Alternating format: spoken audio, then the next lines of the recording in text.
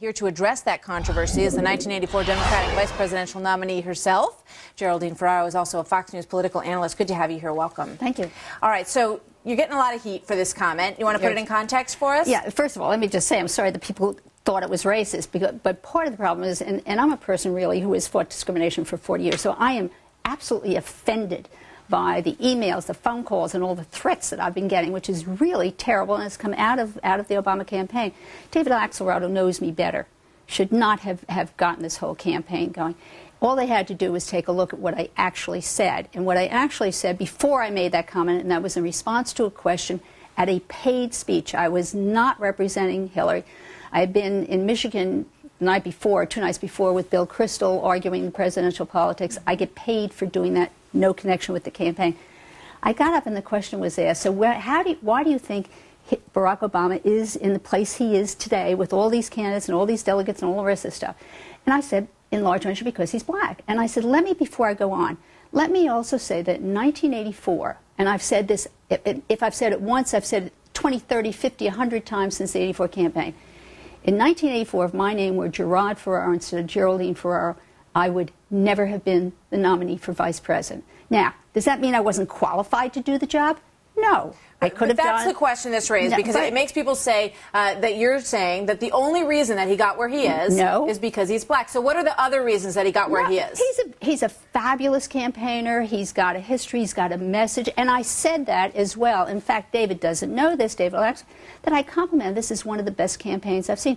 And I speak about historic first. Wait a minute. I speak about historic first. I talk about how exciting it is to have 2 campaigns. But, you know, the truth is the truth is the truth. The problem is that there's been a string of comments that have come from Clinton surrogates that have gotten people in trouble. Surrogate. Bob Kerry's problem. But you're on the finance committee, correct? I want to tell you something, which means that I did a fundraiser and I raised money. Now, if I get off the fire, that's fine. Will I stop raising money for her? Absolutely not. Let's pull up David Axelrod's comment, just so people can see what you're referring to. He says he's calling for you to step down from Clinton's finance committee, and he says that this is part of an insidious pattern, if we can pull that quote up and get a look at it, that needs to be addressed. He says when you wink and nod at offensive comments, you're really sending a signal to your supporters that anything goes. I have to tell you, what I find is offensive is that every time somebody says something about the campaign, you're accused of being racist. Take a look in today's New York Times, in which some professor from Harvard argues in the most convoluted way I've ever seen that at 3 a.m. in the morning had a sub-message that was racist. Give me a break. Well, what is the Clinton campaign saying? Because she did distance herself a bit from this comment today on the campaign show. She said had sometimes nothing to we have do with to rein it, our so people in. She can't rein me in. I'm a Fox News contributor. I get on here because you want to hear what I have to say. I get invited to give paid speeches. I don't run by anybody anything that they want me to say or not say.